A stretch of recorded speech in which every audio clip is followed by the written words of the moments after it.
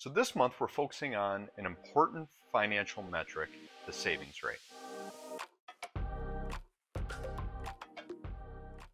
So your savings rate is one of the most important vital signs to gauge your financial health. And kind of like a doctor monitors your blood pressure or your heart rate to assess your physical health, your savings rate is a leading indicator of your future financial health because it's so highly correlated to achieving future financial independence.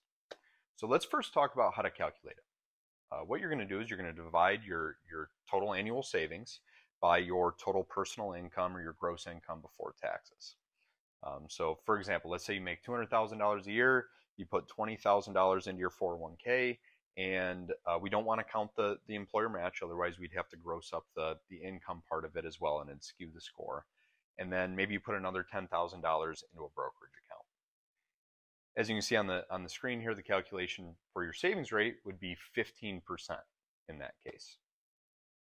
So I want to acknowledge in reality, most of us struggle to save money for the future because essentially of a behavioral tendency, what's known as present bias. And this essentially means that we tend to give stronger weight to payoffs closer to the present.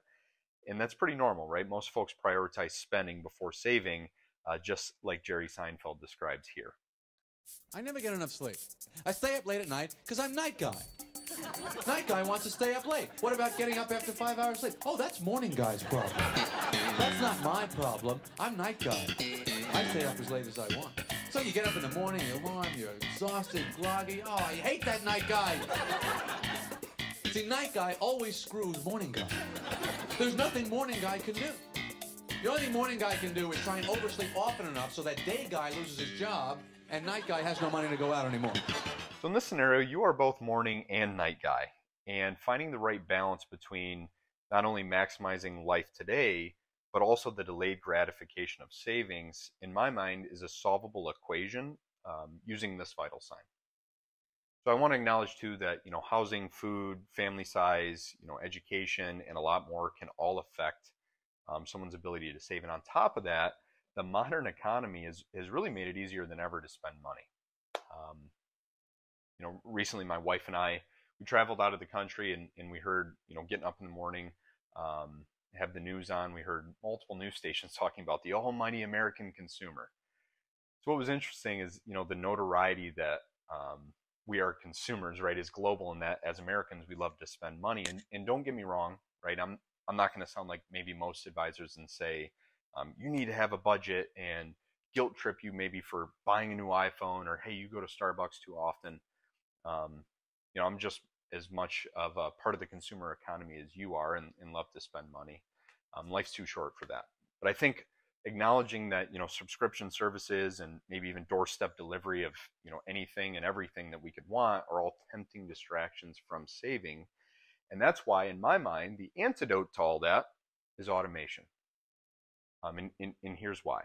Most of the wealth that I see is accumulated in two places by the time somebody gets to retirement. It's in their home, in the equity in their house, and it's in their 401k. Why is this? Well, it makes sense because that's where the savings are automated. The money comes right off your paycheck, goes into the 401k, and you pay your mortgage every month and build equity in the house. So what I want to help you realize maybe is, let's use that to our advantage. So if, let's say, we review your cash flow and maybe there's $1,000 a month left over, we could then push those funds automatically to the most appropriate account and essentially be paying yourself first, and then you'll have the guilt-free spending luxury on whatever is left over, knowing that neither the night nor the morning guy in Jerry Seinfeld's analogy there has been compromised. So what's an appropriate savings rate? Generally, I would say a healthy savings rate falls anywhere between 10 and 30%. Understanding that the correlation between future retirement income, your current age, family size, upcoming purchases, those can all help you determine if your savings rate is appropriate, because honestly, it's important to note that not everybody's savings rate is going to be the same, right? It's highly individualized, and depending on your income, your lifestyle, those future goals, what's appropriate for one person, definitely not going to be appropriate for another. But at least we have a couple benchmarks here to at least provide a starting point. So finally, I think we should also question what accounts should you be saving into from a tax perspective? What should you invest in, and how aggressive should you be once the dollars are in there? And whether you're utilizing the full employer match through work, what the savings frequency should be. You know, the idea in my mind is that every dollar goes to work for someone. I just want to be sure that our hard-earned dollars are working as hard as possible for you. So consistency with this is critical, and the more automated, again, that you can make your savings contributions, at the end of the day, in my mind, the more salient that savings behavior is going to become over the long run for you.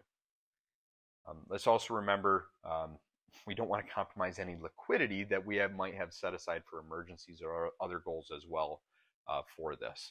That's another score that we'll talk about in another video. So at the end of the day, hope this guide has, maybe helped you understand your financial health a little bit better, giving you a way to triage it using a vital sign like the savings rate. And for my clients, you should all be receiving your reports via email here later today.